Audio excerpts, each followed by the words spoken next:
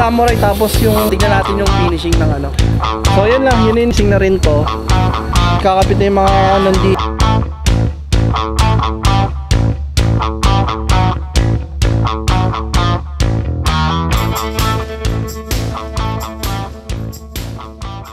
Hi guys, Shiplex here and welcome to my channel. So kamusta kayo lahat and kamusta ang bawat isa mga tol. So ngayon, gagawa na tayo ng episodes kasi since napabisita na rin tayo dito sa may Shacho, dito sa ating builder. So may isa kasi akong subscriber na si Cesar, pinapablog niya itong unit niya, yung puting unit niya pala. Ito yung mga unit niya, ito yung mga nagko-comment, green, tapos itong white yung pinapano. So tignan natin yung finishing ng ng unit niya. Actually parang malapit-lapit na ata siyang ma-finish, parang first week ng June ata maano na to. So ito yung unit niya. Yan, ito. Yan mga tol, ito yung niya, harap niya. Actually napakita ko na to sa last vlog natin. Tapos yung size ata ng gulong niya, 13 na ata to. So 13 tas bago. So yun yung unit mo tol. Ito yung yung kasi ayan, tama, ito yung unit mo. So yan lang, yun yung natatapos nila. Parang ito, binubuo na yung dashboard. Tapos naka-leather na. Yung roof, kinakabit na tayo yung roof. Oops, yan. Yan na yung unit mo tol. Yan lang naman yung natatapos pa nila. Tingnan natin sa kabila. Yan yung ganda rin ng leather makakapal-kapal din Yun. Yan na. Lalagyan na ng mga ng roof, tapos yung gilid-gilid niya lalagyan na ng upholstery. Tapos ito binubuo na. So ngayon, check lang tayo ng mga unit dito. Kasi meron dito isang unit na for releasing na kinukulay na lang yung mugs. Pakita rin natin. Tapos may isa akong subscriber din mga tol, puti. Puti siya, D64W ata to na smiley. Yan, for releasing na rin to. Yan, kung makikita ninyo, patapos na siya, kakabit na lang ata yung mga ganito. Kakabit na lang yung mga ganyan-ganyan. Tapos mapping. Tapos ewan ko lang sa gulong kung papalitan. Ay sa dun sa mugs na. Pero yung gulong, sure ako na papalitan talaga yan. So ito na yung unit mo. Na, ikakabit na yung mga nandito. Tapos yan, may leather na. To, D64W na smiley. Yan lang naman. Tapos ito yung unit na may unit kasi dito mga tol for releasing na kinukulay na lang yung mugs. Yan. Wala lang unit total, D64W. D64W. Yan. Isa to sa mga finishing nila mga tol. May kita ninyo. Yan. For releasing na siya. Bukas to i-release na to bukas i-release na. Ayun tinatapos na lang nila. Yan. So yun ang finishing niya. Ito yung ceiling niya, speaker carpet. Malinis din naman. Tapos ewan kung nila to kasi malinis kung pinapalinis din nila yung gilid-gilid. So yan, pakita natin. So pakita natin mga tol. Sir, okay lang? Sorry i-solve mo kayo. Saglit lang tol. So ito, yun yung matting niya. Ito yung matting na binibigay pala nila. Yung para makinis. Kasi pag inangat mo, yan na siya So tinatanggal yung original matting. Tapos yan, lilinisin daw nila yan. And may electric pan dito. Tapos yan, may plaka na rin. Ito, yan na yung niya. Tapos ito yung dashboard. Yan yung dashboard. Tapos naka-captain seat siya, may armrest dito. Naka 7, not sure kung 7 inch yung niya. Tapos pa ba? Yan, maganda. Ganda rin ng may siya lagayan ng lagayan ng salamin. Yan lang naman. Yan na. For releasing na tong unit to. Ang kinis. Tapos, yun natin. Automatic ba to, sir? Automatic pala. Wala na ni Sir Bray yung yun yung unit yan. Isa to sa mga finishing nila or for releasing na nila. Yan yung unit na yan. So, ang gagawin natin, check natin yung mga unit na nandito. Yun naman yung content natin. Since na-update ko naman yung natin, yung minivan natin na kinukulayan pa lang. Yun yung minivan natin. Yan, kinukulayan pa lang naman siya. Ngayon, check natin yung mga ginagawa dito. So ito, meron dito yung gold. Ewan kung gold or ano, yellow. So yung unit mo, yan na yung ginagawa. Medyo ubod pa yung loob. Pero binubuo na ata to. Ayun, no? Binubuo na. Yan, binubuo na rito. Ceiling wala pa. Pero kompleto naman na yung pintura. Okay na, bawaping na lang yan. Itong orange naman, yan, binubuo na rin naman. Ayun, no? Binubuo na.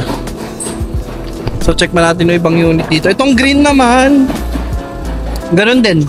Pero sabi ni Kuya Wing, pipinturahan pa daw yung ano neto. Pipinturahan pa daw yan. Buo yan, pipinturahan pa bago isalpak yung mga gamit. Ano pa ba yung mga unit na mayroon dito? Ito, yung kape. Ito yung kape. Yan, yung kape. Ngayon parang for releasing na rin ata to. Ayun, tapos na halos. Kinakabit na lang yung manibela. Tapos upuan. Yan. So, yan. So, check pa tayo ng mga unit dito.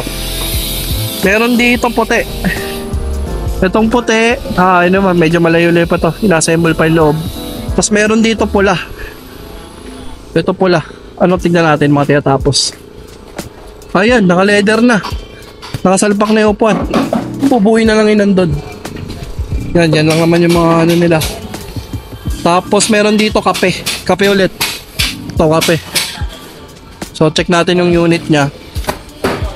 Ito. Yan, yung unit. Tapos na halos to. Parang na-vlog na ata to last time natin eh. Automatic yung window. Automatic ba? Yung lock pala. Manual yung window. Tapos yan. Yan. Parang patapos na rin naman yung unit mo. Check natin. Check pa tayo ng mga unit dito na ginagawa. Ito, meron pula. Yung katabi ng kape. Ngayon, ang ginagawa is wala na, inassemble naman na yung loob niyan. Assemble naman yan. Yan lang yung mga gamit. Parang ikakabit na lang, isasalpak na lang yung mga gamit. Tapos meron dito, parang dilaw ata to. Parang pipinturahan pa ata to. Pero, babaklasin pa ata. So meron dito puti. Puti naman. Yan. Puti, yan yung ginagawa nila. Finishing na lang yung ginagawa nila mga tol. Ganda rin na itong samurai na to. Ito binabapping naman nila to. Tapos yung mga available unit ata nila nandito pa rin naman. So check natin ang mga available unit nila. Ito alam ko available tong unit to. D17 ata to, hindi ako nagkakamali. Tapos meron dito blue palette. Meron dito palette, tapos ito blue. Ayun o. Yan yung mga unit na ginagawa rito. Actually marami pa. Yung pa yung mga ganun. Yan ang dami pa mga tol. Tapos yan lang naman yung mga unit nila mga tol. So para pa sa mga magtatanong, syempre ang dami kasi nagtatanong kung anong ang conversion yung ginagawa nila. So kung yung anong ang conversion ginagawa nyo kuya? Baki. So baki. Yan na. At least malinaw na sa inyo na baki talaga yung ginagawa nila. Ano yung ginagawa kuya? Yan aircon yan. Ginagawa yung aircon. Malinis naman mga tol. Malinis yung ano nila rito. Kaya ang mas maganda kasi dito, mag-request na lang kayo kung ano yung mga gusto nyong ipagawa. Or for example, may hindi kayo gusto, pwede nyo yung sabihin sa kanila. Yun lang naman yung maganda dito sa kanila. Tapos ito pala mga tol, may battleship grade dito. Tapos na rin ata to. Tignan natin. Yan, lilinisin na lang ata yun nandito. Ayan o. Parang ngayon yung dashboard nila, may 7-inch na screen. Ganda ng screen niya, ano. Tapos yan. So comment nyo lang kung ano yung mga unit nyo na nandito. And para malinaw, yung conversion na ginagamit nila rito is baki. Tapos yan, linis oh. Tapos ito, ewan ko anong unit to. Pero ang ganda ng pagkagawa niya. Parang kinabera nata niya yung ano. Yan, kinabera niya. Tapos yan lang naman, sobrang dami rito. Ayun, napakadaming unit na nandito.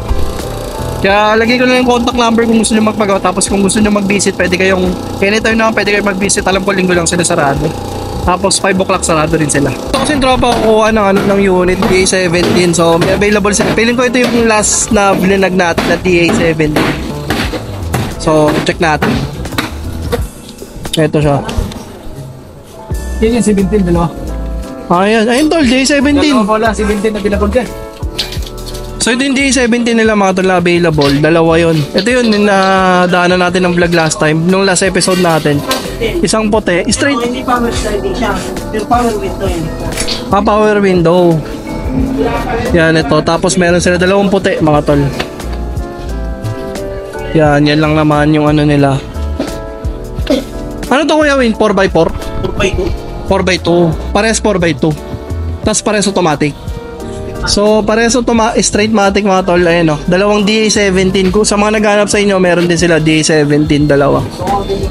Sa mga naghanap ng DA17, meron sila dito dalawang available. Yan lang naman. So lalagay ko na yung contact number nila mga tol. DA17. Ganda. Diba? Captain seat yan. So ito yung DA17 na isa mga tol. Tingnan may upuan. Maganda nga rin no. Kahit hindi mo na siya pamating, pagawa mo lang yung upuan. Ayan mga tol, baka gusto ninyo, pwede nyo silang i-PM. Tapos yung D17. So dalawang D17, ganda. Tapos pag may mga gusto kayo mga tol, pwede nyo i-request. Kumbaga wala namang masama dun Kumbaga, i-request nyo yung mga gusto nyo, ano yung mga gusto nyo mangyari, ano yung gusto nyo buuin, paano yung gusto nyo ilagay, ano yung mga gusto nyo ilagay. So i-request nyo lang kung gusto nyo talaga, yun lang naman yun. Ito yung mga isa sa finish unit nila mga tol. So pakita natin, ito yung finish unit nila. So tignan, simulan mo natin sa labas. So sa labas mga tol, meron siyang roof rack. Yan, meron siyang roof rack. Tapos yung pagkapintura, kumikita rin naman, medyo maayos-ayos naman ang pagkapintura. Yan. I think ibabaping ba to. Tapos ang size ng tire niya, is ano ba size ng tire?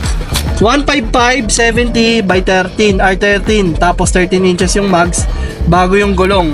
And kung makikita nyo sa labas, black yung ano niya, black, tapos chrome yung ano niya, hawakan niya, handle niya. So meron siyang visor, brand new ata yung visor neto. Then pakita natin yung likod. So sa likod naman mga tol, ayan, naka-chrome, tapos may nakasulat dito sticker na turbo. Para maganda rito, may every wagon na emblem, no? Tapos tawag dito, ito yung wiper niya. Black lang yung wiper niya. Tapos meron siyang brake light dito. So tara, pakita natin. Yung ano niya, yung tail light niya straight lang na gano'n. Tapos ito yung signal light na. Tapos straight lang. And sa labas, pa-check natin sa harap naman. So yung harap niya samurai din naman. Yan, samurai. Tapos yung ilaw, parang wagon nato yung tawag dito sa ilaw na to. Comment nyo na lang mga tol. Tapos yan, black lang naman din yung ano niya. Yan yung finishing nila mga tol. Kung makikita ninyo, ganito yung finish ng minivan nila. Tapos check natin yung loob. Tapos sa loob din naman mga tol, kung makikita ninyo, ito yung finishing ng dashboard niya. Ang kulay ng dashboard niya, black tsaka parang glossy. Actually mas gusto ko talaga, fan ako ng matte talaga. Tapos matte yung pagka-gray niya ata rito. Tapos meron siya 7-inch na 7-inch ata total, no? Na siya na screen. Tapos yan, ganito yung manibela niya. Meron siyang gauge, meron siyang time gauge. Tapos, ayan, kung makikita niyo sa taas, meron siyang lagayan ng sunglasses, mga cards, extra space dito. Tapos ito yung ilaw niya. And then may nakasulat pa siya na Japanese, oh. Yan, tapos may salamin pa pala rito. Yan lang naman. Tapos nandito yung controls niya ng aircon, temp, hazard. Yan, gumagana. So pakita mo yung ano niya, tol.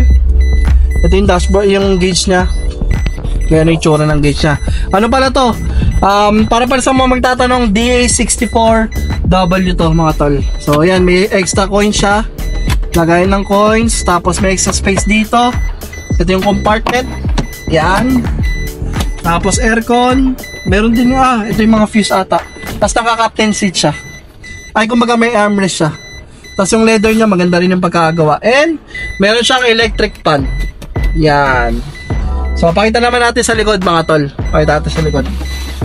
So sa likod naman, naka-captain seat siya. Pwede mong yung babato. Yan. Tapos sobrang luwag din naman ng nila. Ayun, linis nandito. Tapos yung mating nila, kung iangat mo, ganito lang yung mating na binibigay nila. Not sure kung tawag dito, i-comment nyo lang mga tol. Tapos dito yung ano niya. Yan, mga tire wrench niya. At gagi, para ba table? Tapos yan lang naman yung ano niya, finishing. Sa mga magtatanong, nabanggit ko na rin naman kanina, ang conversion na ginagawa nila is baki-baki. Gagawin ko na lang siya na separate vlog. Kasi medyo busy kasi yung mga mekaniko rito. Kinis. Ano to? J64W automatic yung ano nito. Tapos, check natin yung likod. Yan, ito yung likod. Sobrang luwag. Ang maganda, ang nagustuhan ko sa W mga tol, meron siyang ano, extra speaker dito. Ayun, no? Speaker, tapos may lagayin siya dito extra. Tapos, yan yung ano niya. Gagawin, sarap. Na-excite na ako magkaroon. Yan, napakaluwag niya. Yan, tapos may saksakan pa pala rito. Yan, may charging port dito. Tapos, ano pa ba? Yan, leather seat. Leather ano pala? Yung gilid niya. Naka-leather na yung gilid. Tapos, ito, yung ceiling niya, speaker carpet. Yung may kita ninyo. Yan. Yan lang naman. Yun yung sample unit nila just in case kumuha kayo dito sa may Shotcho. Tapos yung contact number nila ilalagay ko na lang sa comment section. Yan. Maraming salamat kung nakakapag comment dito. And don't forget to comment, like, and subscribe kung nagustuhan mo yung mga ganitong content. And this is She Vlogs. See you next vlog, everyone. Peace out.